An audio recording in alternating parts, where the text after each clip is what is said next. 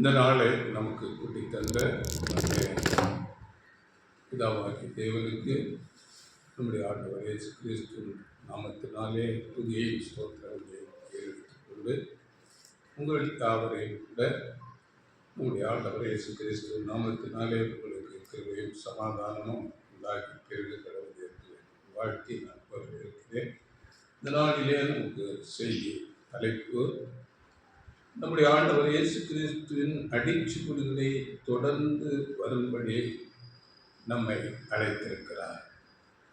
இந்த மாதிரி நமக்கு பின்வைத்து போயிருக்கிறார் என்று அப்போஸ்தலர் பேதுரு மூலமாக நமக்கு வசனம் கொடுக்கப்படுகிறது. படிங்கள் 1 பேதுரு 2ஆம் அதிகாரம் 21ஆம் வசனம். இதற்காக நீங்கள் அழைக்கப்பட்டும் இருக்கிறீர்கள், ஏனெனில் கிறிஸ்துவும் உங்களுக்காக பாடுபட்டு நீங்கள் தம்முடைய அடிச்சுவடுகளை தொடர்ந்து வரும்படி உங்களுக்கு மாதிரியை பின்வைத்து போனார். நீங்கள் தம்முடைய அடிச்சுவடுகளை தொடர்ந்து வரும்படி உங்களுக்கு மாதிரியை பின்வைத்து, இதற்காகத்தான் நீங்கள் அழைக்கப்பட்டிருக்கிறீர்கள் என்று சபையை பார்த்து இந்த வசனம் பேசுகிறது. அப்படியே இன்னொரு வசனம் கூட வெளிப்படுத்தல் 14ஆம் அதிகாரம் 4ஆம் வசனத்தில் கூட இந்த சபை வகுப்பார் ஆட்டுக்குட்டியானவர் எங்கே சென்றாலும் அவரை பின்பற்றுகிறவர்களாக இருப்பார். இதுதான் உண்மையான சபை வகுப்பார். ஆண்டவர் எப்படி எப்படி நடந்து கொண்டார், அவருடைய செயல்கள் எப்படி இருந்தது, அதையே பார்த்து இந்த உண்மையான சபை வகுப்பார் பின்பற்றி வருவார்கள். இது ஒரு மூத்த சகோதரர் எழுதிய ஒரு பாடம். அதை நாம் இந்த நாளில் பார்க்கிறோம். நாம் இந்த சுவிசேஷ யுகத்தின் ஒரு முடிவு காலத்தில் இருக்கிறோம். இப்பொழுது இருக்கிற இந்த உலகம் ஒரு பெரும் அழிவுக்கு போகிறது. அந்த காலப்பகுதியிலே நாம் மிக அருகாமையில் வந்திருக்கிறோம். அதன் பிறகு தேவனுடைய ராஜ்யம் இந்த பூமியிலே ஸ்தாபிக்கப்படும். இந்த ஒரு பெரும் அழிவு, அதை நாம் அறிந்திருக்கிறோம். வேதத்திலே அர்மகதோன் என்று சொல்லப்படுகிறது. 3ஆம் ஒரு உலக யுத்தம், ஒரு பெரும் அழிவு. பேதுருவில் நாம் படிக்கும்போது அக்னியினாலே இந்த உலகம் அழிக்கப்படும் என்று சொல்லப்பட்டிருக்கிறது. அப்படிப்பட்ட ஒரு பெரிய அழிவு வருகிறது. அதற்கு முன்பதாக நாம் நம்மை அழைத்த அழைப்பையும் நம்முடைய தெரிந்து கொள்ளுதலையும் நாம் உறுதியாக்கும்படிக்கு ஜாக்கிரதையுள்ளவர்களாக இருக்க வேண்டும். நாம் ஆண்டவர் இயேசு கிறிஸ்துவை சரியாக அவருடைய அடிச்சுவடுகளிலே பின்பற்றி நடந்தால்தான் அவர் இருக்கிற இடத்திலே நாம் போய் சேர முடியும். அதனால் ஆண்டவர் இயேசு கிறிஸ்து சொல்லும்போது யோவான் 12ஆம் அதிகாரம் 26ஆம் வசனத்தில் இப்படியாக பேசுகிறார். படியுங்கள். ஒருவன் எனக்கு ஊழியம் செய்கிறவனானால் என்னை பின்பற்ற கடவன். நான் எங்கே இருக்கிறேனோ அங்கே என் ஊழியக்காரன் இருப்பான். ஒருவன் எனக்கு ஊழியம் செய்தால் அவனை பிதாவானவர் கனம் பண்ணுவார். பார்த்தீங்களா? என்னை பின்பற்ற கடவன். நான் எங்கே இருக்கிறேனோ அங்கே அவன் இருப்பான். அவரை பின்பற்றி போனால் நாமும் அங்கே அவரோடு கூட இருப்போம். இல்லாவிட்டால் இல்லை. அதனால அவர் போனது போல அவருடைய அடிச்சுவடுகளிலே நாம் பின்பற்றி நடக்க வேண்டும். இப்பொழுது ஆண்டவர் இயேசு கிறிஸ்து பிதாவாகிய தேவனுடைய வலது பாரிசத்திலே அவர் உட்கார்ந்திருக்கிறார். அப்படிப்பட்ட ஒரு இடத்துக்கு நம்மையும் அழைத்திருக்கிறார். இப்படியாக நாம் இந்த நாட்களிலே ஆண்டவர் இயேசு கிறிஸ்துவை பின்பற்றினால் நம்முடைய எதிர்காலம் எப்படி, இல்லாவிட்டால் நம்முடைய உறவினர்கள், நமக்கு ரொம்ப நெருக்கமாக பழகினவர்கள், நண்பர்கள், வேலை ஸ்தலங்களிலே அவர்கள் நம்ம என்ன நினைப்பார்கள், நம்முடைய வாழ்க்கை எப்படி இருக்கும் என்றார். அதை குறித்து நாம் கவலைப்பட தேவையில்லை. ஏனென்றால் வேதம் நமக்கு அநேக வாக்குத்தத்தங்களை கொடுத்திருக்கிறது. வேதத்திலே நாம் படிக்கும் போது, நான் உன்னை விட்டு விலகுவதில்லை, உன்னை கைவிடுவதில்லை, அதனாலே கர்த்தர் எனக்கு சகாய, நான் பயப்படேன், மனுஷன் எனக்கு என்ன செய்வான் என்று சொல்லலாமே என்று சொல்லப்பட்டிருக்கிறது. அப்படியே ஆண்டவர் இயேசு கிறிஸ்து தம்முடைய சீசர்களை பார்த்து, இதோ நான் உலகத்தின் முடிவு பரியந்தம் சகல நாட்களிலும் நான் உங்களுடனே கூட இருக்கிறேன் என்று வாக்கு பண்ணியிருக்கிறார். கடந்த வாரத்தில் கூட நாம் படித்தோம் இதை குறித்து. வெளிப்படுத்தல் 1:13 அங்கே 7 குத்து விளக்குகளின் மத்தியிலே ஆண்டவர் இயேசு கிறிஸ்து நிலையங்கி தரித்தவராய் இருக்கிறார். மத்தியிலே அங்கே குத்து விளக்கு என்று சொல்லும் போது அந்த 7 கால சபை. இந்த நாட்கள் நாம் கடைசி சபையிலே இருக்கிறோம். அதன் மத்தியிலே ஆண்டவர் இயேசு கிறிஸ்து நிற்கிறார். அதனால நம்ம கூட இருக்கிறார். அப்படிப்பட்ட ஆண்டவர் இயேசு கிறிஸ்து இன்னும் சொல்லும் போது, எனக்கு வானத்திலும் பூமியிலும் சகல அதிகாரம் கொடுக்கப்பட்டிருக்கிறது, அதனால் நீங்கள் புறப்பட்டு போங்கள் என்று சீசர்களை தைரியப்படுத்துகிறார். அதனால அப்படிப்பட்ட ஆண்டவர் இயேசு கிறிஸ்து நம்மோடு கூட இருக்கிறார். அதனால் நாம் எதற்கும் பயப்பட தேவையில்லை. நம்முடைய எதிர்காலம், உறவினர்கள், நண்பர்கள் யாராயிருந்தாலும் அதற்கு நாம் கவலைப்பட தேவையில்லை. நம்முடைய ஆண்டவர் இயேசு கிறிஸ்து சீசர்களை பார்த்து சொல்லும்போது, என்னை பின்பற்றி வாருங்கள், ஃபாலோ மீ என்றுதான் அழைத்தார். அப்போ ஆண்டவர் இயேசு கிறிஸ்துவை பின்பற்றுவது என்பது நாம் ஏதோ ஞாயிற்றுக்கிழமை சபைக்கு ஆராதனைக்கு வரும்போது மட்டுமல்ல, எங்கே போனாலும், ஒருவேளை நாம் பொருட்கள் வாங்க கடைக்கு போகலாம், இல்லாவிட்டால் வேலை ஸ்தலங்களிலே இருக்கலாம், இல்லாவிட்டால் நாம் போகும்போது வரும்போது பிரயாணங்களிலே ஒரு சிறிய பிரச்சனைகள் ஆகலாம். அந்த இடத்திலே எல்லா இடங்களிலும் நாம் ஆண்டவர் இயேசு கிறிஸ்துவை ஒரு மாதிரியாக நாம் கொண்டு அவரை வெளிப்படுத்துகிறவர்களாக நாம் இருக்க வேண்டும். அதனால் ஆண்டவர் இயேசு கிறிஸ்து அவருடைய வாழ்க்கையில் ஒரு சந்தோஷம் இருந்தது. எப்பொழுதும் அவருக்கு ஒரு சந்தோஷம் இருந்தது. அது என்ன என்றால், அவர் இந்த பூமியில் வந்து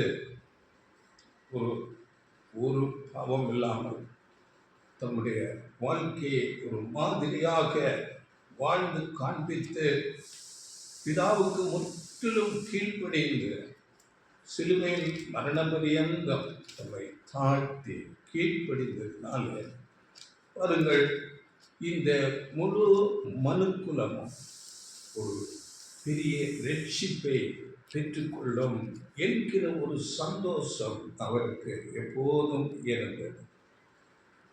அதே சந்தோஷம் நமக்கும் இருக்கிறது. நாமும் அந்த ரட்சிப்புக்கு அவரோடு கூட அந்த ரட்சிப்பின் பணியில நாம் பங்கெடுக்க போகிறோம். அதனால வேதத்தில் நாம் பார்க்கும் போது, ஆண்டவர் இயேசு கிறிஸ்து அப்பொழுது ராஜாதி ராஜாவாக இருப்பார். அவரை இப்பொழுது உண்மையாய் பின்பற்றி வருகிற சபை வகுப்பார். அவரோடு ராஜாக்களாக இருப்பார்கள் என்று வேதம் சொல்கிறது. அப்படியே ஆண்டவர் இயேசு கிறிஸ்து மகா பிரதான ஆசாரியராக இருப்பார். சபை இப்பொழுது அவரை பின்பற்றுகிற சபை ஆசாரியர்களாக இருந்து எல்லா உலக ஜனங்களை தேவனுக்கு அங்கே ஒப்புரவாக செய்கிற அந்த ஒரு வேலையில் இருப்பார்கள். இதை குறித்து கூட வசனம் படியுங்கள். எபிரேயர் 12:2 அவர் தமக்கு முன் வைத்திருந்த சந்தோஷத்தின் பொருட்டு அவமானத்தை எண்ணாமல் சிலுவையை சகித்து தேவனுடைய சிங்காசனத்தின் வலது பாரசத்தில் வீற்றிருக்கிறார். பார்த்தீங்களா? அவர் நமக்கு முன்வைத்த சந்தோஷத்தின் பொருட்டு அந்த சந்தோஷம் அவருக்கு இருக்கிறது. நாமும் அப்படிப்பட்ட ஒரு சந்தோஷம் உடையவர்களாக நாமும் இருக்க வேண்டும். அப்படி நாம் அவருடைய அடிச்சுவடுகளிலே நடந்து வரும்போது அவமானங்கள் உண்டு, சிலுவை உண்டு. அவர் அவமானங்களை எண்ணாமல் சிலுவையை சகித்து, அதனால நாமும் அவரை பின்பற்றும் போது இப்படிப்பட்ட அவமானங்கள், சிலுவை என்றால் பாடுகள், கஷ்டங்கள் வரும்போது அவைகளை சகிக்க வேண்டும். அவைகளை சந்தோஷமாக நாம் ஏற்றுக்கொள்ள வேண்டும். அப்படி சந்தோஷமாக ஏற்றுக்கொள்ளுகிறவர்கள் தான் ஆண்டவர் இயேசு கிறிஸ்துவின் அடிச்சுவடுகளை பின்பற்றுகிற உண்மையான சபை வகுப்பார். பாருங்கள், நாம் அறிந்திருக்கிறோம், ஆண்டவர் இயேசு கிறிஸ்துவை எல்லாரும் அவமானப்படுத்தினார்கள், ஏளனமான பேச்சுக்கள். அப்படியாக இருக்கும்போது அவர் பதிலுக்கு எதுவும் செய்யவில்லை, அமைதலாக இருந்து விட்டார். இதுதான் அவருடைய அடிச்சுவது. நாமும் அப்படியே இருக்க வேண்டும். இழப்புகள், கஷ்டங்கள், பாடுகள் வரும்போது அமைதலோடு அவைகளை சகிக்க வேண்டும். மாறாக அதற்கு நேர் எதிராக நாம் ரியாக்ட் பண்ணினால் அது சாத்தானுடைய காரியமாக மாறிவிடும். அதனால் இப்படிப்பட்ட அவமானங்கள் வரும்போது அவைகளை பொறுமையோடு சகிக்க வேண்டும். இது ஆண்டவர் இயேசு கிறிஸ்துவின் ஒரு மாதிரியாக நமக்கு இருக்கிறது. இப்போ ஆண்டவர் இயேசு எப்படியெல்லாம் அவர் நடந்து கொண்டார் என்று சில சந்தர்ப்பங்களை நாம் பார்க்க போகிறோம். முதலாவது, ஆண்டவர் இயேசு கிறிஸ்து நடந்து கொண்டது தம்முடைய முழு இருதயத்தை தேவனுக்கு அவர் கொடுத்திருந்தார்.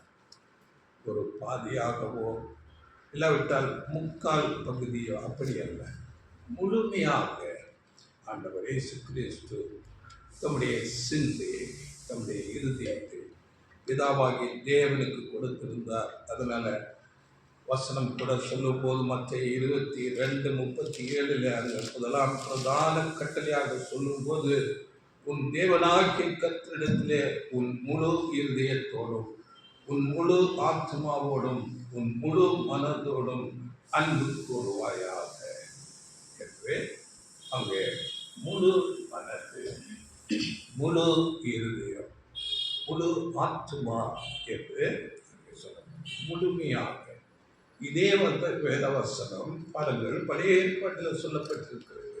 உபாகமம் 6ஆம் அதிகாரம் 5ஆம் வசனத்தில் கூட இதே வார்த்தை அங்கே பேசப்படுகிறது. தேவனுக்கு அவரிடத்திலே நாம் அன்பு கூறுவது என்றால் முழுமையாக அவரை நாம் நேசிக்க வேண்டும். இது எப்பொழுதும் இந்த கட்டளை பிரதானமான முதலாம் கட்டளை. இதிலே மாற்றமே இல்லை. ஆண்டவர் இயேசு கிறிஸ்து அப்படியாக முழுமையாக தேவனிடத்திலே அன்பு கொடுத்தார். இது நமக்கு ஒரு மாதிரியாக இருக்கிறது. அதில் ஆண்டவர் இயேசு கிறிஸ்து சொல்லும் போது, நான் என் சுயமாக எதுவும் செய்யவில்லை. அவர் பேசிட்ட உபதேசங்கள், அவருடைய செயல்பாடுகள், கிரியைகள் எல்லாம் பிதாவாகிய தேவன் அவருடைய சித்தத்தின்படி அவர் பேசிட்ட, அவர் கொடுத்துட்ட வார்த்தைகளை, உபதேசங்களை அப்படியே பேசுகிறார்.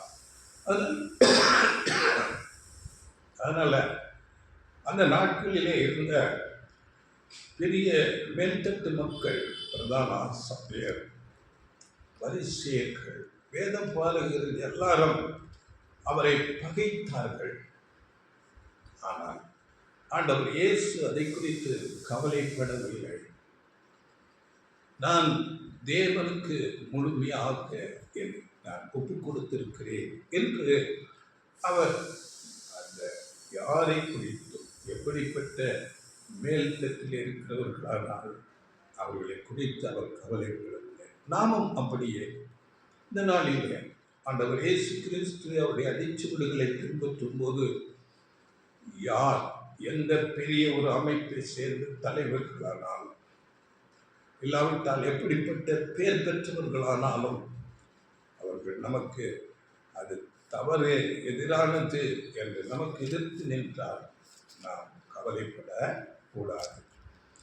அதனால பாருங்கள், நாம் வேதத்தில் பார்க்கும்போது முதலாம் மனிதர் ஆதாம், அங்கே தேவனுக்கு பாதி இருதயத்தை கொடுத்து விட்டார்.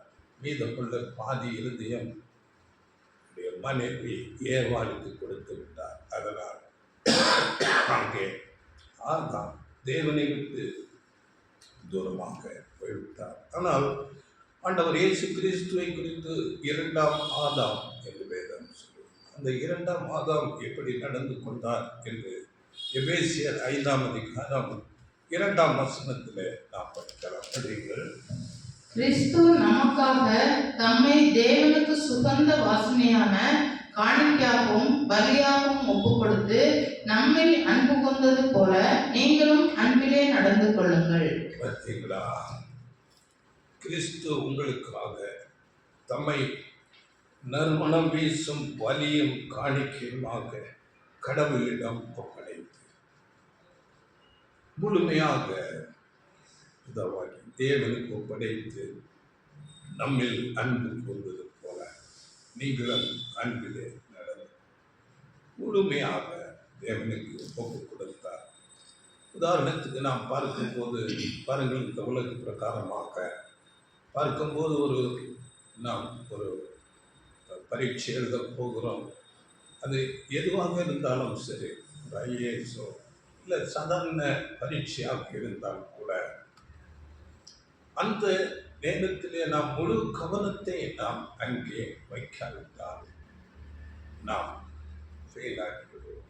அப்படியே பாருங்கள், நம்முடைய முழு சிந்தை, நம்முடைய முழு இருதயம், நம்முடைய நோக்கம், விருப்பம் முழுமையாக தேவனை நோக்கியதாக இருக்க வேண்டும். இல்லாவிட்டால் நாம் அங்கே ஃபெயிலாகி விடுவோம். இந்த முழு இருதயத்தை தேவனுக்கு நாம் எப்படி கொடுப்பது என்று கேட்டால் அது என்ன, எப்படி என்று நாம் கேட்டால் அதற்கு வசனம் சொல்லப்பட்டிருக்கு. உபாகமம் 10ஆம் அதிகாரம் 12-13 வசனங்கள். உபாகமம் 10:12-13. இப்பொழுதும் இஸ்ரவேலே, நீ உன் தேவனாகிய கர்த்தருக்கு பயந்து அவர் வழிகளிலெல்லாம் நடந்து அவரிடத்தில் அன்பு கூர்ந்து உன் முழு இதயத்தோடும் உன் முழு ஆத்மாவோடும் உன் தேவனாகிய கர்த்தரை சேவித்து நான் இன்று உனக்கு கற்பிக்கிற கர்த்தருடைய கற்பனைகளையும் அவருடைய கட்டளைகளையும் உனக்கு நன்மை உண்டாகும்படி கைக்கொள்ள வேண்டும் என்பதையே அல்லாமல் வேறு எதை உன் தேவனாகிய கர்த்தர் உன்னிடத்தில் கேட்கிறார். இங்கே சொல்லும்போது உன் தேவனாகிய கர்த்தருக்கு பயந்து, பயந்து என்றால் கனம், அவருக்கு கொடுக்கிற ஒரு ரெவரன்ஸ், ஒரு மரியாதை, பயம் கலந்த மரியாதை, இதுதான் அங்கே பயந்து அவருக்கு கொடுக்கக்கூடிய கனம், பயபக்தி நாம் அவருக்கு காண்பித்து அவர் வழிகளிலே நடந்து அவருடைய கட்டளைகளையும் பிரமாணங்களையும் நாம் கை கொள்ள வேண்டும். இதுதான் நம்முடைய முழு இருதயத்தை நாம் அவருக்கு கொடுப்பது.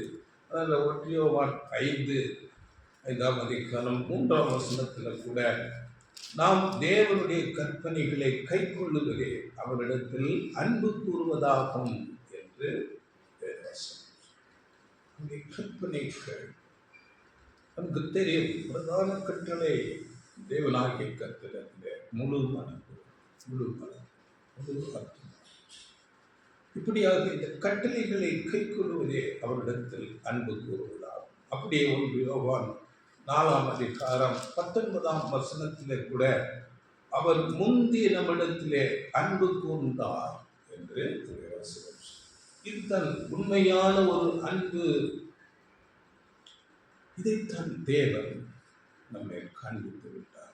அவர் முந்தி நம்மிடத்திலே அன்பு கொடுத்தார். அப்படியே நாம் இந்த உலகத்தில் ஜீவிக்கிறோம். நமக்கு யாரிடத்திலாவது பகை, விரோதங்கள், பிரச்சனைகள் இருந்தால் அவர்களிடத்திலே யார் முதலாவது போய் நாம் காம்ப்ரமைஸ் ஆகிறது என்று பார்த்தால் நாம் முதலாவது அவர்களோடு காம்ப்ரமைஸ் ஆகிட வேண்டும். ஏனென்றால் தேவன் மகா பெரிய தேவன், அவன் நம்மை முந்தி நேசித்திருக்கிறார். அதனால நாமும் மற்றவர்களிடத்தில் அன்பு கூறுகிறவர்களாக, அவர்களை முந்தி நேசிக்கிறவர்களாக தேவன் காண்பித்த ஒரு வழியை பின்பற்றுகிறவர்களாக இருக்க வேண்டும்.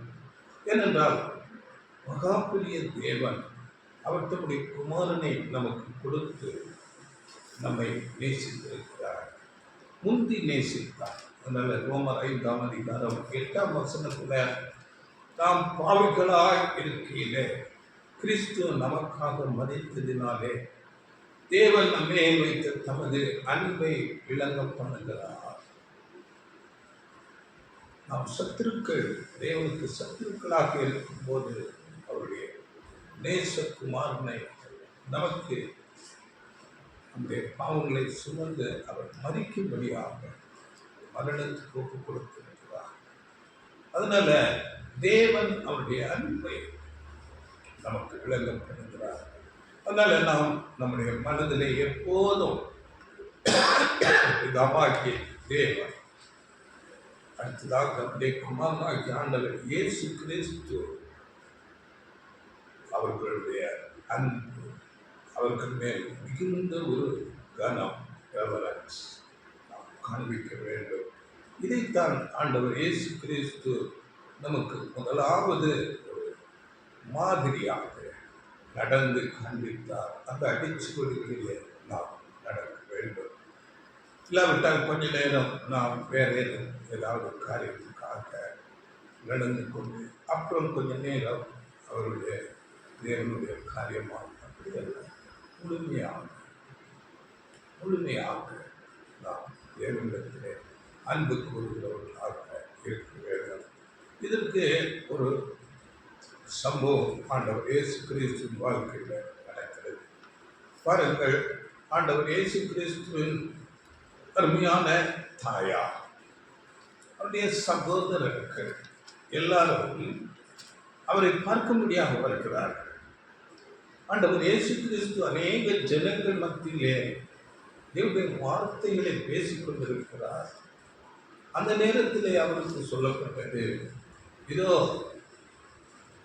உங்கள் சகோதரர்கள், உங்களுடைய தாயார் வந்திருக்கிறார்கள், உங்களை பார்க்க விரும்புகிறார்.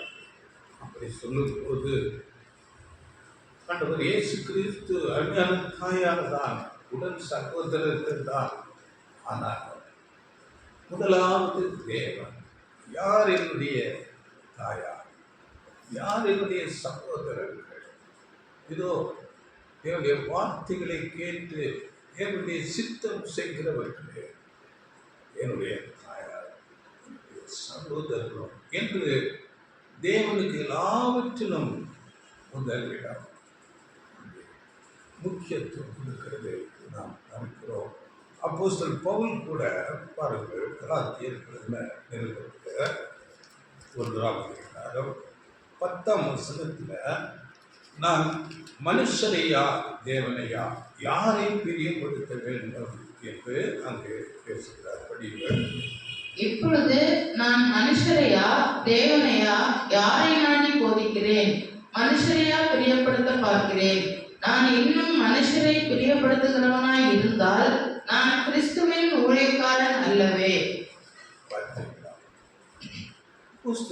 கூட அவர்கள் தேவனை பிரியப்படுத்துகிறவர்களாகவே ஊழியம் செய்கிறார்கள். நான் மனுஷனையா யாரை பிரியப்படுத்த.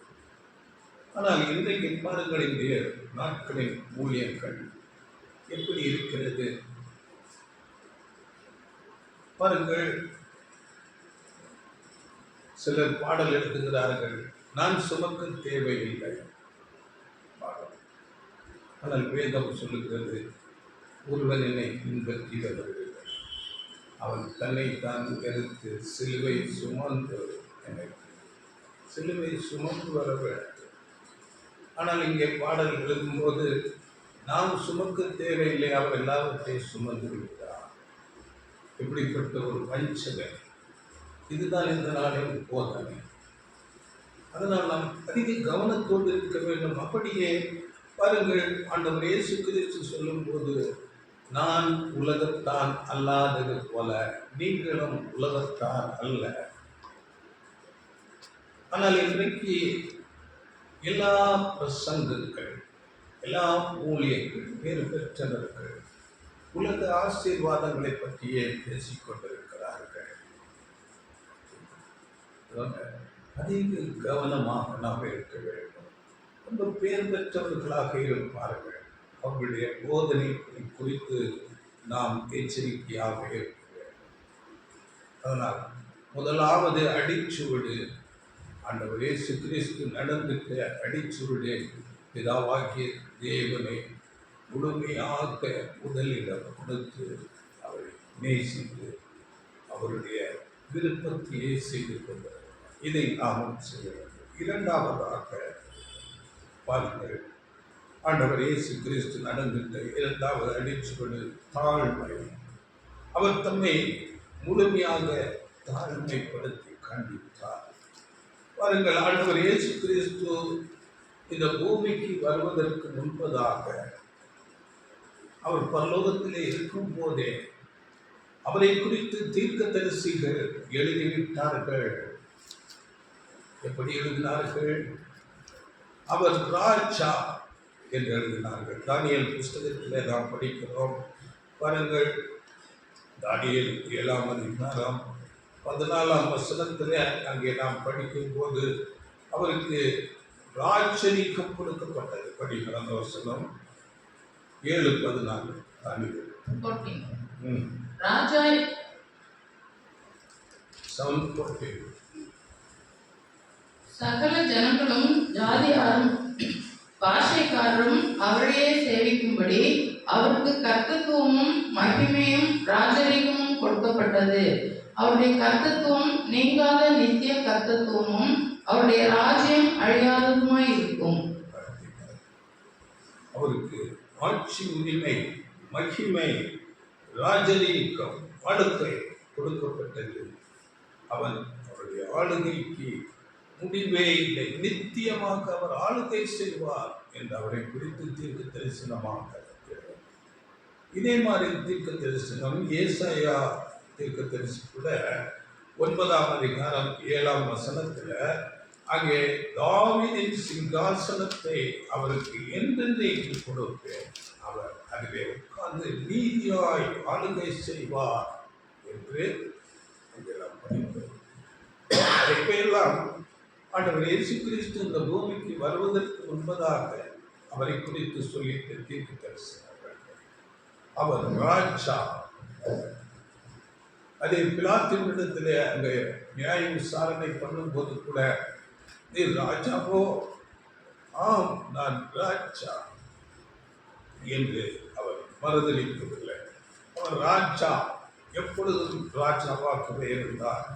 இதை அறிந்தும் அவர் ராஜாவாக இருந்தும் அவர் எப்படியெல்லாம் தம்மை தாழ்த்துகிறார் என்றால், பாருங்கள், ஒரு மேலான ஆவிக்குரிய நிலையில இருந்தவர் அந்த நிலையை விட்டு மனுஷனாக தாழ்த்துகிறார்.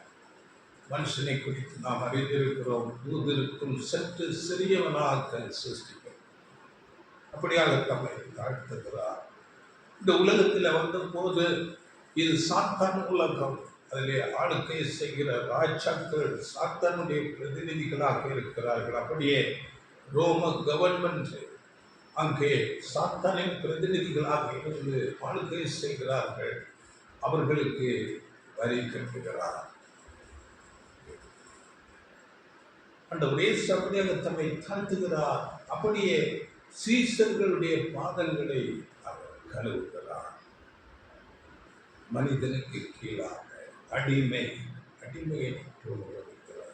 இதுதான் நம்முடைய ஆண்டவர் இயேசு கிறிஸ்து காண்பிக்கின்ற ஒரு நல்ல மாதிரி, ரோல் மாடல். நாம அப்படியாக நம்மை தாழ்த்த வேண்டும். சத்தியம் நமக்கு கொடுக்கப்படுகிறது. சத்தியம் நாம் எவ்வளவாக பெற்றுக்கொள்கிறோமோ அவ்வளவாக நாம் நம்மை தாழ்த்த வேண்டும். வேற்றுமைப்படக்கூடாது. எனக்கு எல்லாம் தெரியும். நம்மை தாழ்த்த வேண்டும். ஆண்டவர் இயேசு கிறிஸ்து அதனால் பேசும்போது மத்திய 11ஆம் அதிகாரம் 29 நான் சாந்தமும் மனத்தாழ்மையுமாய் இருக்கிறேன். என் நுகத்தை உங்கள் மேல் ஏற்றுக்கொண்டு என்னிடத்திலே கற்றுக்கொள்ளுங்கள். ஆண்டவர் இயேசு அவருடைய குணலட்சணம் எப்படி இருந்தது? சாந்தம் மனத்தாழ்மை. இந்த சாந்தம் மனத்தாழ்மைக்கு அப்படியே ஆப்போசிட், எதிரான குணம் என்ன? கோபம், எரிச்சல், அப்படியே கத்துவது, மூர்க்கத்தனம். இதுதான் நாம் எப்படி இருக்கிறோம். ஆண்டவர் இயேசு கிறிஸ்துவை சாந்தம் மனத்தாழ்மை உடையவர்கள். அந்த குணத்தை நாம் பெற்றுக்கொள்ள வேண்டும். பாருங்கள், அப்படியே தேவன் எல்லாருக்கும் ஒரு சுயாதீனம், ஒரு ஃப்ரீடம் கொடுத்திருக்கிறார். ஆண்டவர் இயேசு கிறிஸ்துவுக்கு கூட அந்த சுயாதீனம், ஒரு ஃப்ரீடம் கொடுக்கப்பட்டிருக்கிறது. ஆனால் ஆண்டவர் இயேசு கிறிஸ்து அந்த சுயாதீனத்தை விட்டுக் கொடுக்கிறார். அது எப்படி என்று நாம் பார்க்கும்போது, அங்கே பரலோகத்திலே ஏசாயா 6ஆம் அதிகாரம் 8ஆம் வசனத்திலே வருகிறது. பரலோகத்திலே பிதாவான தேவன் இந்த மனுக்குலத்தை மீட்டு ரட்சிக்க யாரை நான் அனுப்புவேன், யார் நமது காரியமாக போவார் என்று அங்கே அங்கலாய்க்கும் போது ஆண்டவர் இயேசு கிறிஸ்து தாமாக முன்வந்து, இதோ அடியேன் இருக்கிறேன், என்னை அனுப்புங்கள். அந்த சுயாதீனத்தை விட்டுக் கொடுத்து அவர் தம்மை தாழ்த்தி மனுஷனாக வருகிறார். அப்படியே நம்மையும் கட்டாயமாக அல்ல, ஆண்டவர் இயேசு கிறிஸ்து அழைக்கும் போது கட்டாயமாய் அழைக்கவில்லை. ஒருவன் என்னை பின்பற்றி வர விரும்பினார் தன்னை தான் வெறுத்து இப்படித்தான் வர வேண்டும். சுயாதீனம், விருப்பத்தோடு ஆண்டவர் இயேசு கிறிஸ்துவின் அடிச்சுவடுகளை பின்பற்றுவதற்கு நாம் வர வேண்டும். அதுதான் ஆசீர்வாதம். அதனால கலாத்தியர்கள் நிருபத்தில் அப்போஸ்தலர் பவுல் சொல்லும் போது பாருங்கள், 5:13 கலாத்தியர்.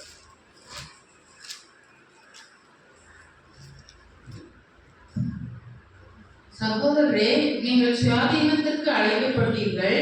இந்த சுயாதீனத்தை நீங்கள் மாம்சத்திற்கு ஏதுவாக அனுசரியாமல் அன்பினாலே ஒருவருக்கொருவர் ஊழியம் செய்யுங்கள். சுயாதீனத்துக்கு அழைக்கப்பட்டது. சுயாதீனத்தை உங்கள் மாம்சத்திற்கு ஏதுவாக அனுசரியாமல் நம்முடைய விருப்பம் போல நாம் வாழலாம், தடை இல்லை. ஆனால் பாருங்கள், அந்த சுயாதீனத்தை நாம் தேவனிடத்திலே அர்ப்பணித்து விட்டு அன்பினால் ஒருவருக்கொருவர் ஊழியம் செய்ய வேண்டும். இதைத்தான் ஆண்டவர் இயேசு கிறிஸ்து செய்தார். அவருடைய சுயாதீனத்தை அவர் ஓரமாக வைத்து விட்டார். பிதாவின் சித்தம் என்ன என்பதை அறிந்து அப்படியே இந்த உலகத்திலே வந்து பாவம் இல்லாமல் வாழ்ந்து, அவர் என்ன பேச சொன்னாரோ அதையே செய்து, அவரை குறித்து என்ன எழுதியிருக்கிறதோ அப்படியே அவர் வாழ்ந்து தாழ்த்தி கீழ்ப்படிந்து மரணம் தாழ்த்தினார். இதுதான் தாழ்மை.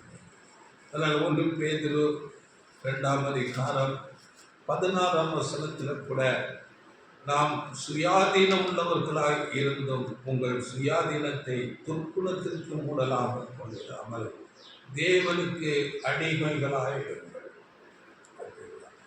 சுயாதீனம் கொடுக்கப்பட்டு இருக்கிறது.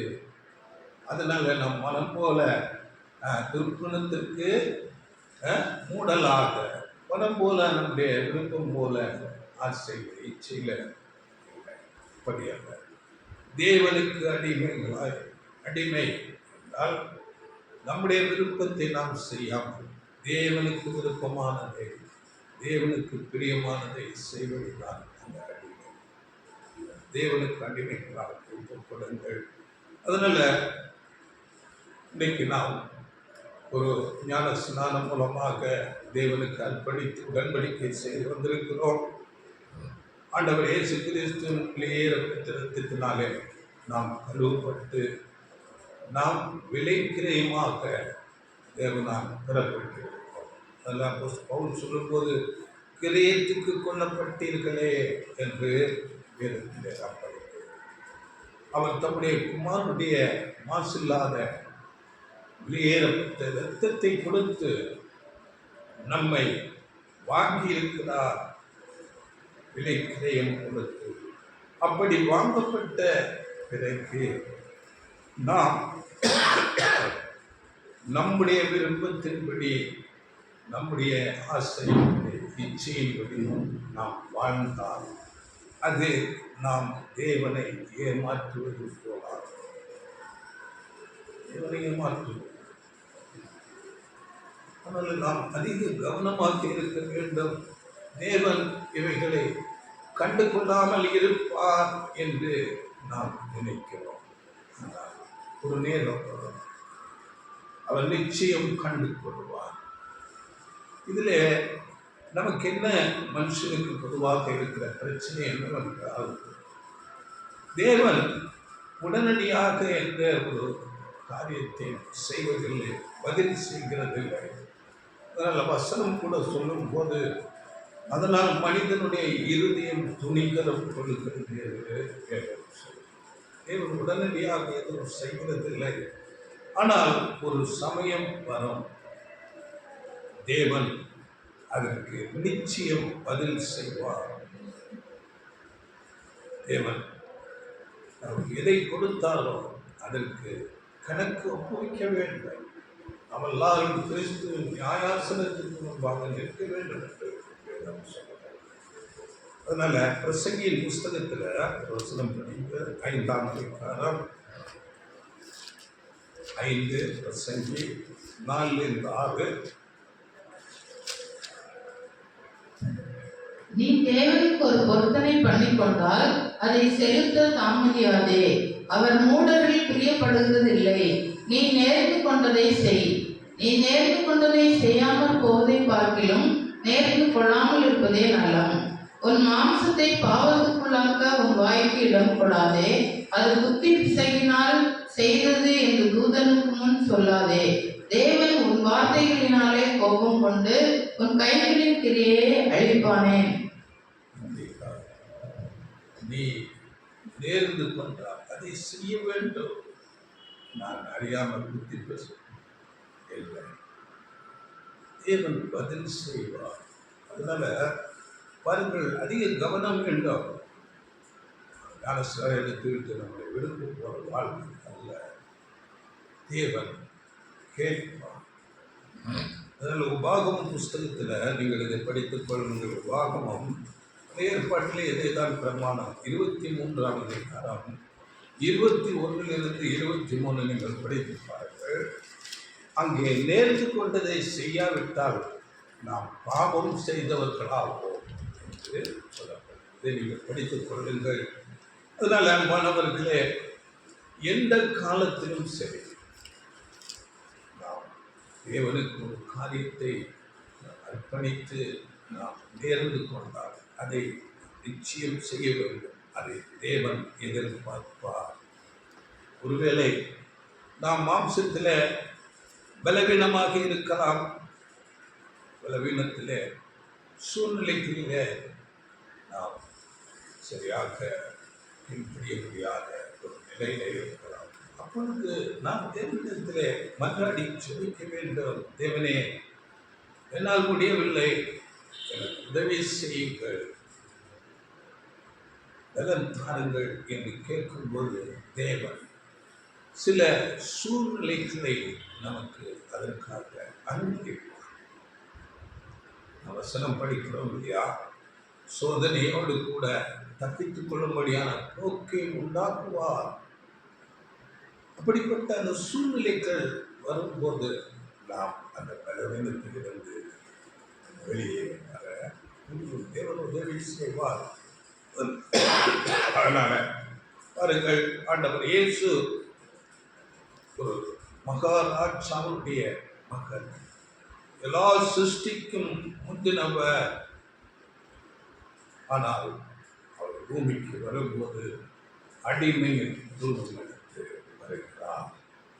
அதுதான் தேவன் மேல் வைத்த முழுமையான அன்பு. அவர் தம்மை தாழ்த்தினார் என்று வேதம் சொல்கிறது. பாருங்கள், அது தாழ்த்தினதுனாலே என்ன அவருக்கு ஆசீர்வாதம் வந்தது என்று நாம் பார்க்கும்போது பிலிப்பியர் 2:9-11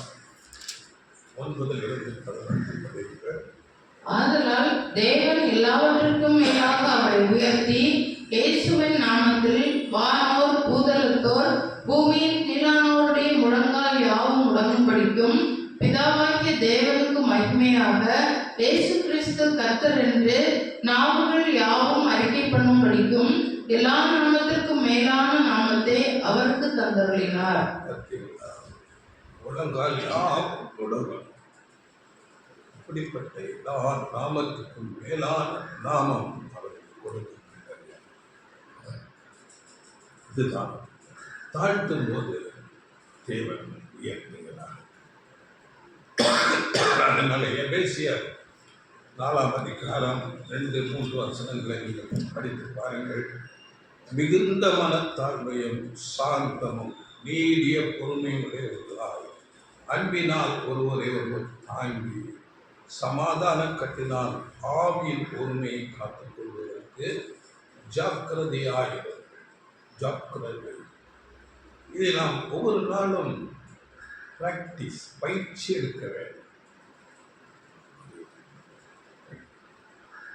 இயேசு கிறிஸ்து போல தாழ்த்துகிற ஒரு காரியம், மிகுந்த மனத்தாழ்மை, சார்ந்து நீடிய, இப்படிப்பட்ட ஒரு அடிச்சுவடுகளை ஆண்டவர் இயேசு நமக்கு காண்பித்திருக்கிறார். இது 2வது அடிச்சுவடு. 3வது அடிச்சுவடு என்ன என்று பார்க்கும்போது, அவர் முற்றிலுமாய் தேவனுக்கு கீழ்ப்படிந்தார்.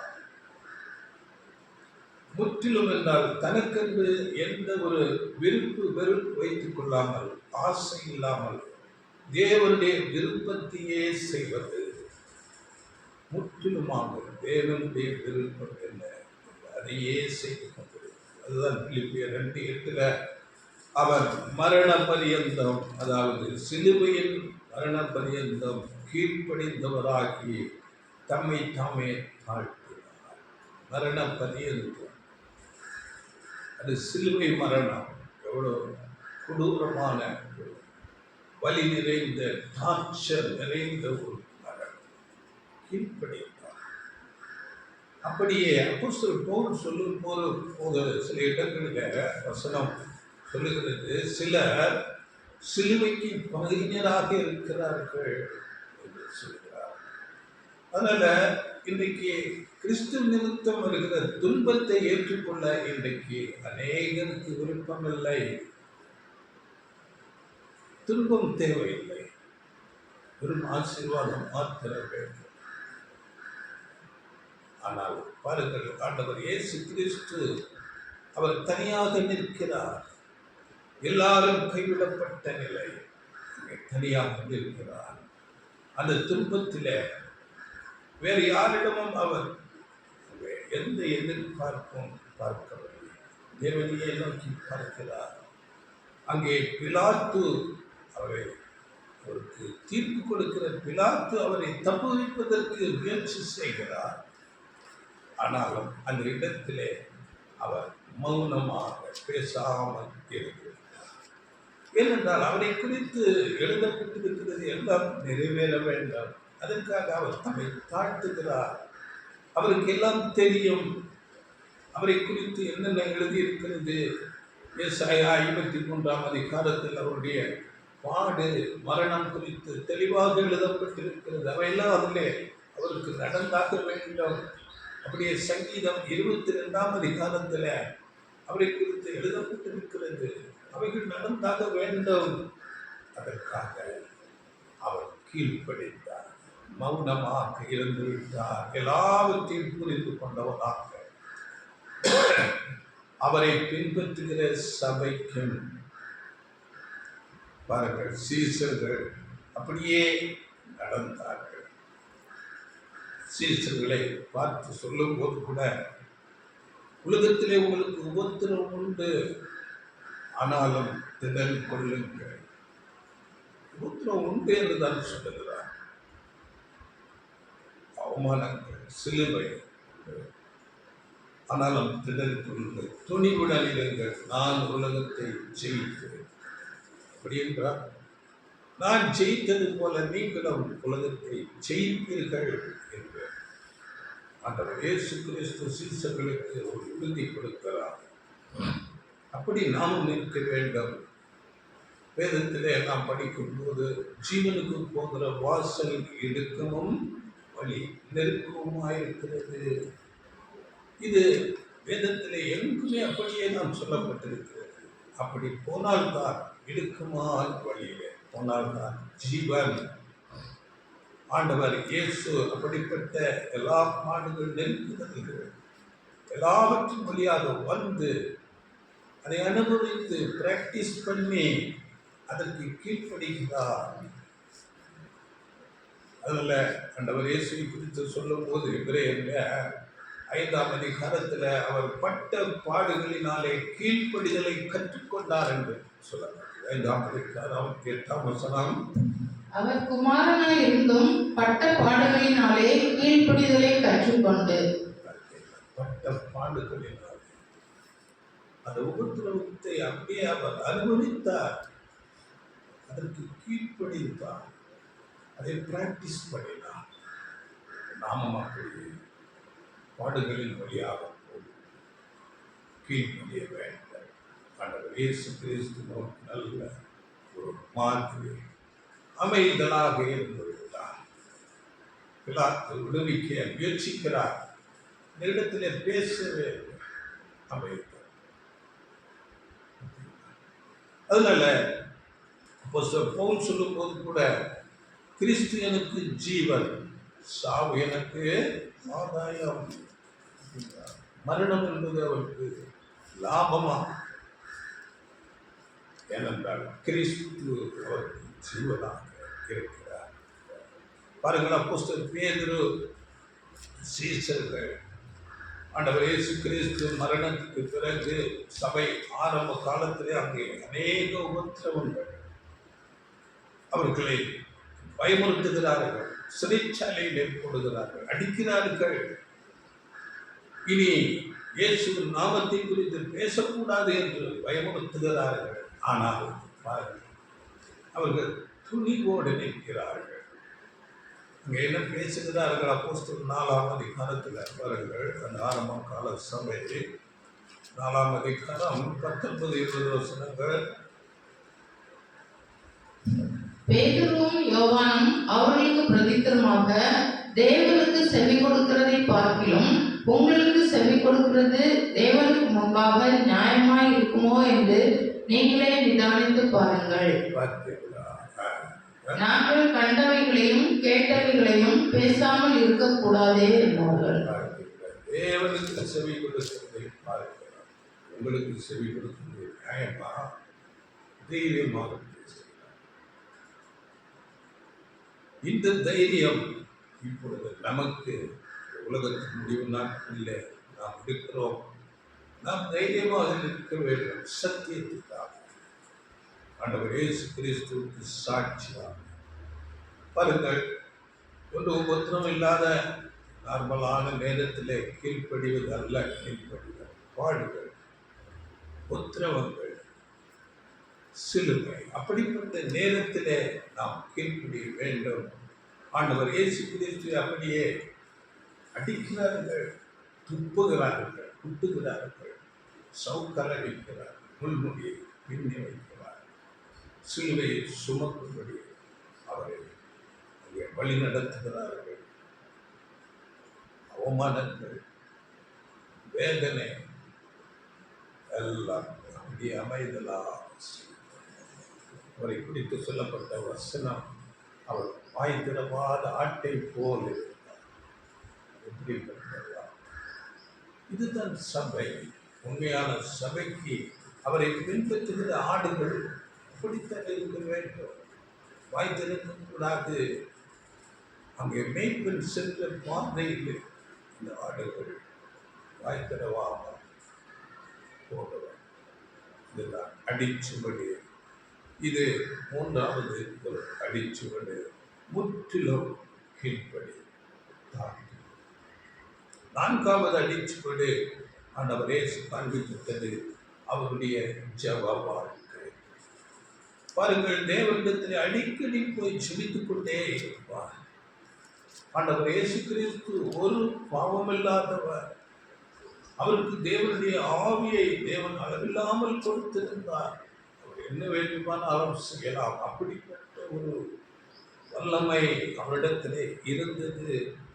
ஆனால் அவர் எப்போதும் பிதாவாகிய தேவனையே நோக்கி பார்த்து கொண்டு ஜெபித்துக் கொண்டிருந்தார். எப்போ நேரம் கிடைக்கிறதோ அப்போ எல்லாம் தேவனுடைய சமூகத்திலே தனிமையிலே போய் ஜெபித்துக் கொண்டிருந்தார். பாருங்கள், மத்திய 14ஆம் அதிகாரம் 23ஆம் வசனத்திலே அந்த ஊழியம் முடிந்த ஒரு சாயங்கால நேரத்திலே தேவனோடு போய் தனிமையாக இருக்கிறார். படிங்கள் 14:23. அவர் ஜனங்களை அனுப்பிவிட்ட பின்பு தனித்து ஜெபம் பண்ண ஒரு மலையின் மேல் ஏறி சாயங்காலம் ஆன போது அங்கே தனிமையாய் இருந்தார்.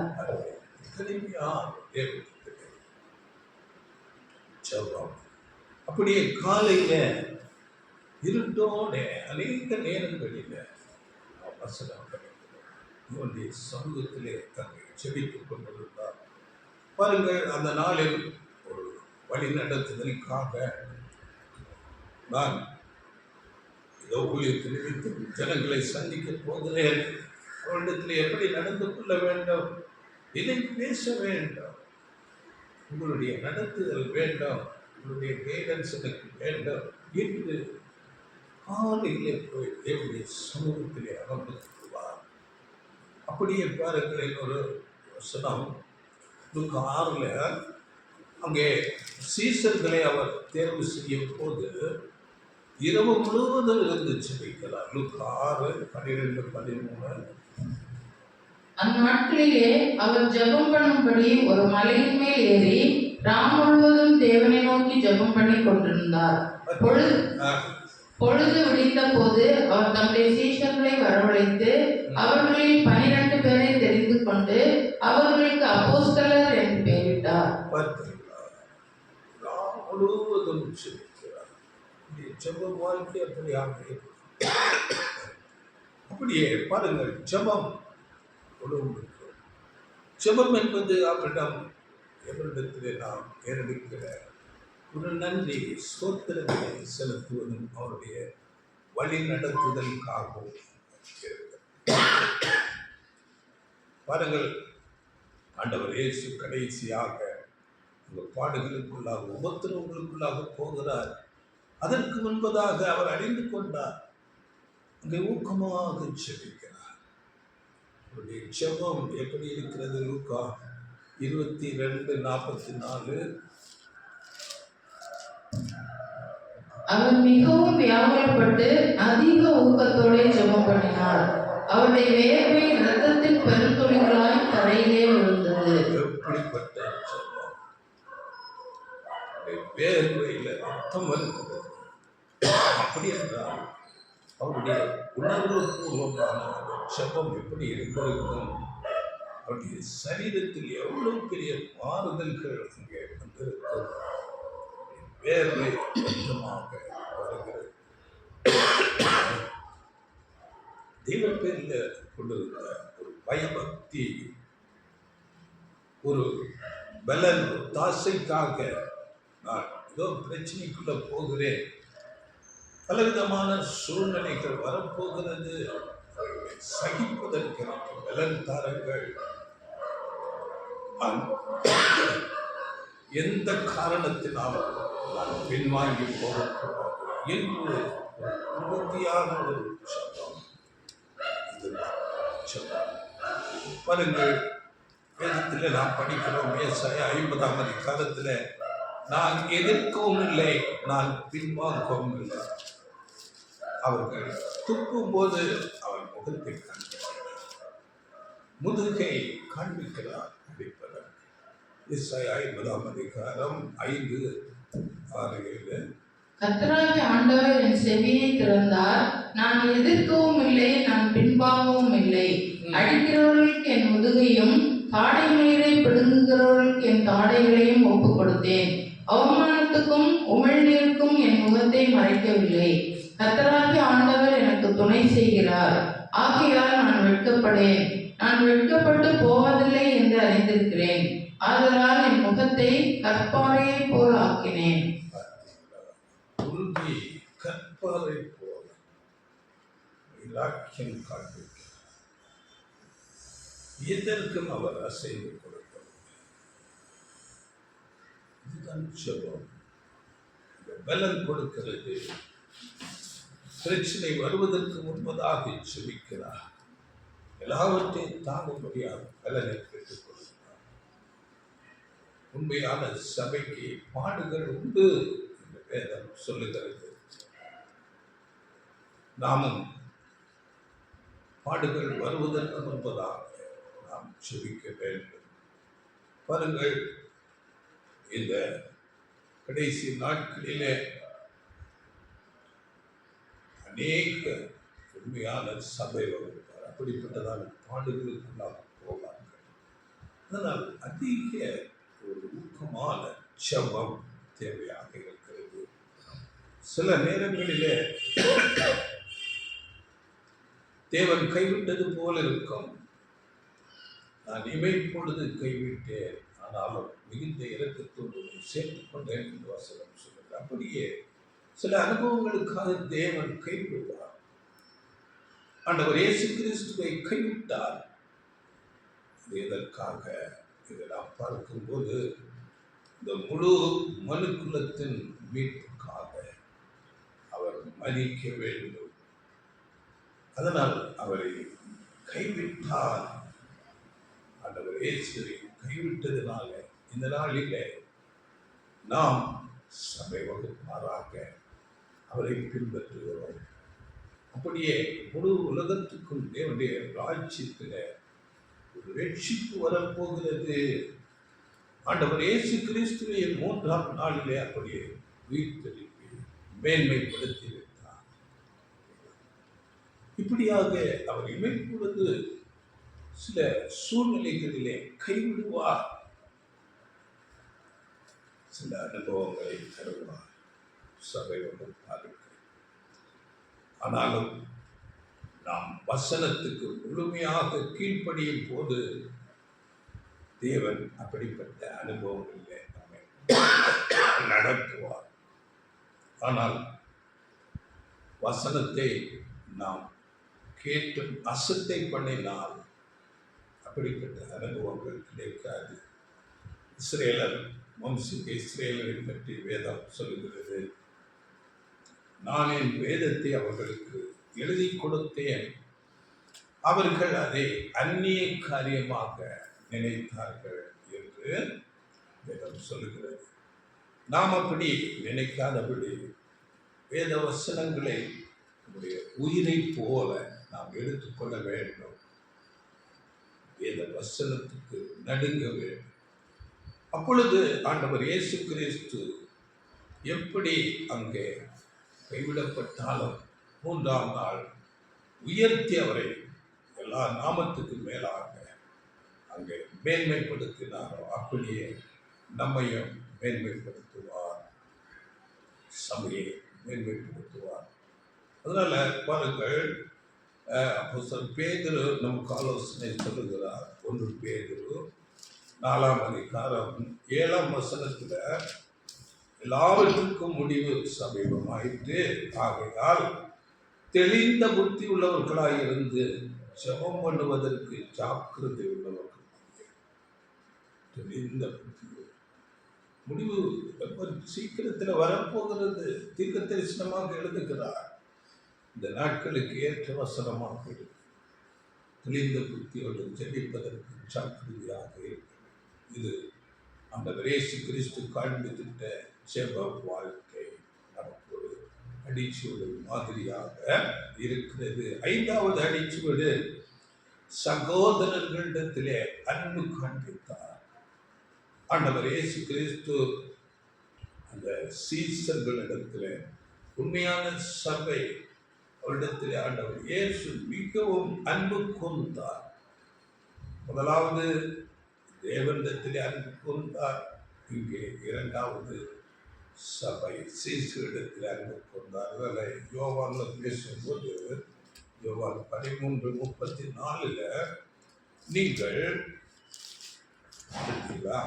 13:34 நீங்கள் ஒருவரிலொருவர் அன்பாயிருங்கள், நான் உங்களில் அன்பாயிருந்தது போல நீங்களும் ஒருவரிலொருவர் அன்பாயிருங்கள் என்கிற புதிதான கட்டளை உங்களுக்கு கொடுக்கிறேன்.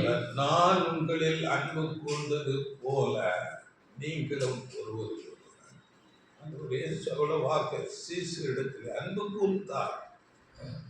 35 கூட, நீங்கள் ஒருவரிலொருவர் அன்புள்ளவர்களாய் இருந்தால் அதனால் நீங்கள் என்னுடைய சீஷர்கள் என்று எல்லாரும் அறிந்து கொள்வார்கள் என்றார்.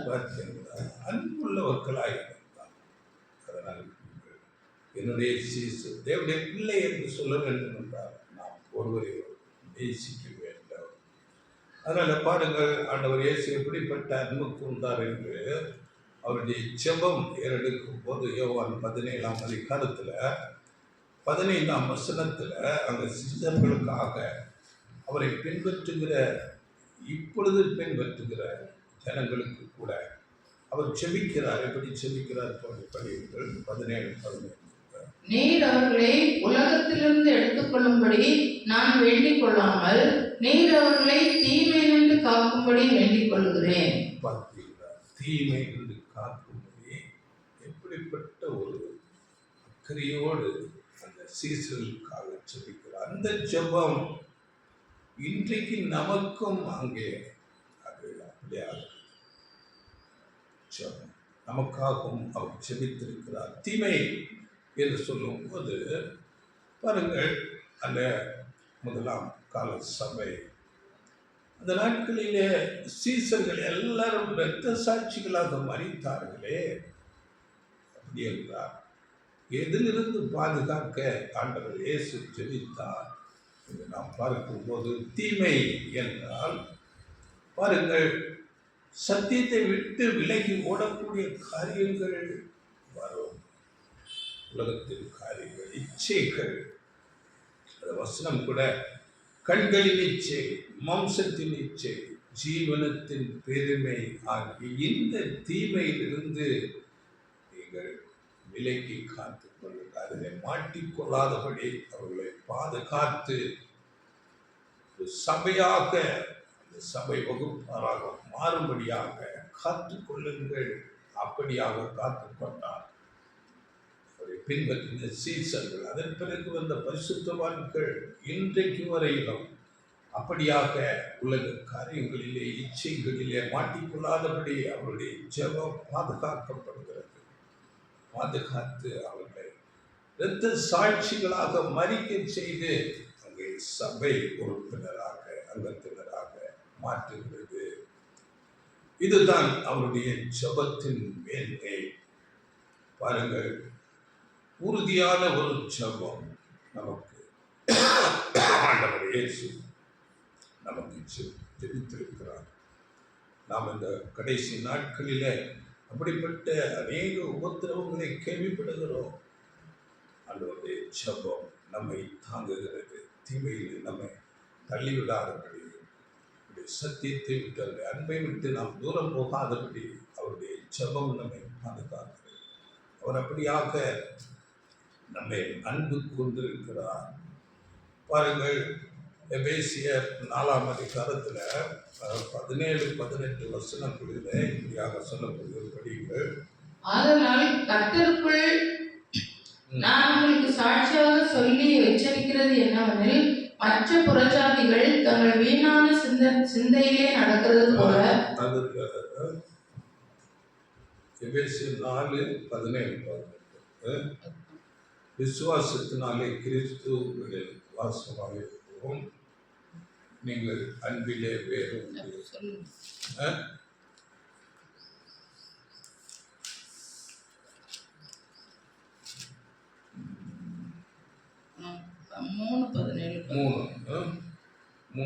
விசுவாசத்தினாலே கிறிஸ்து உங்கள் இருதயங்களில் வாசமாய் இருக்கவும், நீங்கள் அன்பிலே வேரூன்றி நிலை பெற்றவர்களாகி சகல பரிசுத்தவான்களோடு கூட கிறிஸ்துவனுடைய அன்பின் அகலமும் நீளமும் ஆழமும் உயரமும் என்னதென்று உணர்ந்து.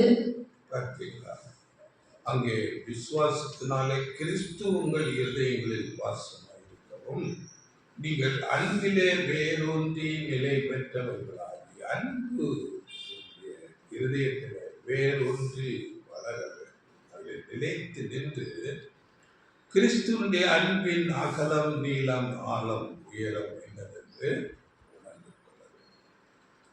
ஆண்டவர் இயேசு கிறிஸ்துவின் அன்பின் அகலம் என்று சொல்லும் போது பாருங்கள், அதற்கு ஒரு விளக்கம் கொடுக்கிறார்கள்.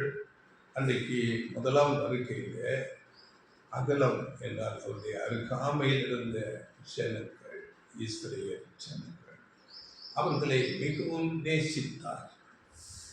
அப்படியே நீளம் என்று சொல்லும் போது தூரமாக இருந்த புறஜாதி ஜனங்கள் நம்மையும் அவர் அப்பொழுதே நேசித்திருக்கிறார். ஆழம் என்றால் அவர்கள் பூமியில் உள்ள எல்லா மனுக்குலத்தையும் அவர் நேசித்தார். உயரம் என்று நாம் பார்க்கும்போது பிதாவாகிய தேவன் மேலே அவர் மிகுந்த அன்பு உடையவராக இருந்தார். இப்படியாக ஆண்டவர் இயேசு கிறிஸ்து எல்லார் மேலும் அன்பு கூர்ந்தார். அப்படியே நாமும் பாருங்கள், அந்த அன்பின் அகலம் நீளம் ஆழம் உயரம் இதிலே நாம் வளர வேண்டும். நமக்கு எப்படி இந்த அகலம் என்று சொல்லும் போது பாருங்கள், நாம் சார்ந்திருக்கும் சபை ஐக்கியத்தில் இருக்கிற எல்லாருமே அன்பு காட்ட வேண்டும். நீளம் என்று சொல்லும் போது பல சபைகள் சத்தியத்தில் இருக்கிறவர்கள், அவர்களிடத்திலே நாம் அன்பு காட்ட வேண்டும். ஆழம் என்று சொல்லும் போது உலகத்தார் எல்லார் மேலும் கூட நாம் அன்பு காட்ட வேண்டும். அப்படியே உயரம் என்று சொல்லும் போது பிதாவாகிய தேவனிடத்திலும் ஆண்டவர் இயேசு கிறிஸ்துவிலும் நாம் அன்பு காட்ட வேண்டும். இதுதான் அந்த ஆழம் உயரம் அகலம் இதன் விளக்கமாக இருக்கிறது. இதுதான் முழுமையான ஒரு அன்பு. இது நம்முடைய ஆண்டவர் இயேசு கிறிஸ்துவின் ஒரு மாதிரியாக இருக்கிறது. அவர் காண்பித்த அன்பு மாதிரி அப்படியே நாம் காண்பிக்க வேண்டும். அப்படியே ஆறாவது அடிச்சுவது என்ன என்பது பார்க்கும்போது, அவர் முற்றிலும் பாவத்தை வெறுத்தார். பாருங்கள், ஆண்டவர் இயேசு கிறிஸ்துவை அவரை சுற்றிலும் அவரை சோதிக்கும்படியாக அநேக வேதபாரகர்கள் பரிசேயர்கள் அவர்களை சுற்றி வந்து கொண்டிருந்தார்கள். அநேக அச்சுறுத்தல்கள் பயமுறுத்தல்கள் அவரிடத்தில் நெருக்கங்கள் இருந்தது. ஆனால் அவர் எப்படி குற்றம் கண்டுபிடிக்கலாம் என்ற அவருடைய வார்த்தையிலே அவர் அநேகம் பேசும்படியாக அவரை ஏவினார்கள், நெருக்கினார்கள். ஆனால் ஆண்டவர் இயேசு அவரிடத்திலே ஞானமாக பேசுகிறார். சில இடங்களில் மௌனமாக இருந்து விடுகிறார். ஆண்டவர் இயேசு இப்படியாக பாவத்தை வெறுத்து அங்கே பாவியை நேசித்தார். எபிரேயர்ல நம்ம 1:9 நீதியை விரும்பி அக்கிரமத்தை வெறுத்தார். இது ஆண்டவர் இயேசு கிறிஸ்து. நீதியை விரும்பி அக்கிரமத்தை வெறுத்தார், பாவத்தை வெறுத்தார், பாவியை நேசித்தார். இதற்கு உதாரணம் வேசி ஸ்திரியை பிடித்து கொண்டு வருகிறார் கையில் கையுமா. மோசே தந்த பிரமாணத்தின்படி இந்த ஸ்திரீ கல்லறைந்து கொல்லப்பட வேண்டும் என்று சொல்லி ஆண்டவர் இயேசு பொறுமையோடு உங்களில் பாவம் இல்லாதவர் முதலாவது கல்லறியிருக்கிறார். பாவியை நேசித்தார். எல்லாரும் கலைந்து போய்விட்டார். அந்த பாவியான ஸ்திரீ இனி பாவம் செய்யாது. இதுதான் அவர் பாவியை நேசித்தார், பாவத்தை வெறுக்கிறார். இப்படியாக ஆண்டவர் இயேசு கிறிஸ்து மனநிலை. ஆனால் இன்று பாருங்கள், உலகம் பாவத்தை நேசிக்கிறது, பாவியை வெறுக்கிறார். இன்றைக்கு நாம் பார்க்கும் போது உலகத்தில் சினிமா, டிவி சீரியல்கள், அநேக அடிக்கடி சண்டை காட்சிகள், இவைகளை விரும்புகிறார்கள் ஜனங்கள். அதற்காக இவைகளை எல்லாம் அமைத்துக் கொள்கிறார்கள். ஆபாசங்கள், இவைகளை விரும்புகிறார்கள் ஜனங்கள். அதை பாவி அப்படி இருக்கும்போது அவரை வெறுக்கிறார்கள். இதுதான் இந்த நாளின் நிலைமை. உண்மையான தேவனுடைய பிள்ளைகள் நீதியை விரும்ப வேண்டும், அக்கிரமத்தை வெறுக்க வேண்டும். அக்கிரமம் என்று சொல்லும்போது கிரமத்துக்கு எதிரான, தேவனுடைய நீதியான வழிக்கு எதிரானதெல்லாம் அக்கிரமம். தேவனுக்கு விருப்பம் இல்லாத, ஒழுங்கில்லாதது எல்லாம் அக்கிரமம். இவைகளை வெறுக்க வேண்டும். நமக்கு கொடுக்கப்பட்டிருக்கிற இந்த லைஃப் டைம் வாழ்க்கை நேரம், இவைகளை நாம் எப்படியாக செலவிட்டுக் கொண்டிருக்கிறோம். வீணாக பொழுதை நாம் செலவிட்டுக் கொண்டிருக்கிறோமா? இதை கூட நாம் அதிக கவனத்தோடு இருக்க வேண்டும். அதனால் தேவ ஆலோசனை நமக்கு கொடுக்கப்படுகிற தீட்டு புஸ்தகத்தில் பாருங்கள், 2ஆம் அதிகாரம் 12ஆம் வசனத்தில் அங்கே சொல்லும் போது படிங்கள். தீர்த்து 2:12. நாம் அவபக்தியையும் லௌகிக இச்சைகளையும் வெறுத்து தெளிந்த புத்தியும் நீதியும் தேவ பக்தியும் உள்ளவர்களாய் இவ்வுலகத்திலே ஜீவனம் பண்ணி. இங்கே சொல்லும் போது அவபக்தியை லௌகீக இச்சைகளையும் வெறுத்து, அவபக்தி இன்னைக்கு சாதாரணமான பக்தி இல்லாதவர்களாக இருக்கிறார். இச்சைகள், லௌகிக இச்சைகளை வெறுத்து விலகி ஓட வேண்டும். நமக்கு தெளிந்த புத்தி, நீதி, தேவ பக்தி உள்ளவர்களாக உள்ளவர்கள் எப்பொழுதும் அதிக கவனத்தோடு தெளிந்த நீதி, தேவ பக்தி உள்ளவர்களாக இருக்க வேண்டும். நாம் இந்த நாட்களிலே பாவம் பெருத்தின அநீதி நிறைந்த ஒரு உலகத்திலே வாழ்கிறோம். அதனால அதிக ஜாக்கிரதையோடு நாம் இருக்க வேண்டியவர்களாக இருக்கிறோம். பாவங்களுக்கு, இச்சைகளுக்கு விலகி ஓட வேண்டும். அதனால ரோமர் 6:17 படிங்கள். முன்னே நாம் பாவத்துக்கு அடிமைகளாக இருந்தோம், இப்பொழுது சத்திய வசனங்களை கேட்டு, உபதேசங்களை கேட்டு மனப்பூர்வமாக கீழ்ப்படிந்தோம். அதனால 18 படிங்கள். பாவத்தினின்று நீங்கள் விடுதலையாக்கப்பட்டு நீதிக்கு அடிமைகளானீர்கள். நீதிக்கு அடிமைகளாக, பாவத்துக்கு விலகி நீதிக்கு அடிமைகளானீர்கள் சொல்லிட்டு 19. உங்கள் மாம்ச பலவீனத்து நிமித்தம் மனுஷர் பேசுகிற பிரகாரமாய் பேசுகிறேன். அக்கிரமத்தை நடப்பிக்கும்படி முன்னே நீங்கள் உங்கள் அவயவங்களை அசுத்தத்திற்கும் அக்கிரமத்திற்கும் அடிமைகளாக ஒப்புக் கொடுத்தது போல இப்பொழுது பரிசுத்தமானதை நடப்பிக்கும்படி உங்கள் அவயவங்களை நீதிக்கு அடிமைகளாக ஒப்புக்கொடுங்கள். பார்த்தீங்களா? முன்பே நம்ம சத்தியத்துக்கு வருவதற்கு முன்பாக எல்லாரும் அநேக பாவத்தில் இருந்தோம், அடிமைகளாக இருந்தோம். சத்தியத்துக்குள்ள வந்த பிறகு உங்கள் அவயவங்களை, நம்முடைய சரீரம், நம்முடைய வாழ்க்கை நாம் நீதிக்கு அடிமைகளாக ஒப்புக் கொடுக்க வேண்டும் என்று சொல்கிறார். பாருங்கள், இந்த உலகம் எப்பொழுது நீங்க அநீதியான உலகமாக இருக்கிறது, பாவம் செய்ய நம்மை தூண்டும். ஆனால் நாம் நீதிக்கு அடிமையாக இருக்க வேண்டும். இந்த உலகத்திலே நமக்கு எது நீதியானது, பரிசுத்தமானது என்று நாம் பார்க்கும்போது தேவனுடைய வார்த்தை மாத்திரமே பரிசுத்தமானது. அந்த வார்த்தையின்படி கீழ்ப்படிந்து நடப்பது அது மாத்திரமே நீதியானது. அப்படியாக நம்முடைய சரீரத்தை ஒடுக்கி கீழ்ப்படுத்த வேண்டும், கீழ்ப்படிய வேண்டும். தேவனுடைய வார்த்தைக்கு பிரமாணங்களுக்கு முழுதும் கீழ்ப்படிய வேண்டும். இதை நாளுக்கு நாள் நாம் அபியாசப்படுத்தி நாம் பிராக்டிஸ் பண்ண வேண்டும். தேவனுடைய வார்த்தைக்கு கீழ்ப்படிந்து பரிசுத்தமாக வேண்டும். இல்லாவிட்டால் தொடர்ச்சியாக அப்படியாக பாவத்திலே இருந்தால் அது ரோமர் 6:23 சொல்லுகிறது, பாவத்தின் சம்பளம் மரணம். நாம் மரணத்துக்குள்ளே இல்லாமல் போய்விடுவோம். அதனால் இன்றைக்கு இந்த 6 மிக முக்கியமான 6 குணலட்சணங்களை ஆண்டவர் இயேசு கிறிஸ்து நடந்துட்ட அந்த குணலட்சணங்களை திருச்சபையின் பிள்ளைகள் அதை பின்பற்ற வேண்டும் என்பது மாதிரியாக ரோல் மாடலை அவர் காண்பித்து அப்படியாக நடந்து காண்பித்திருக்கிறார்.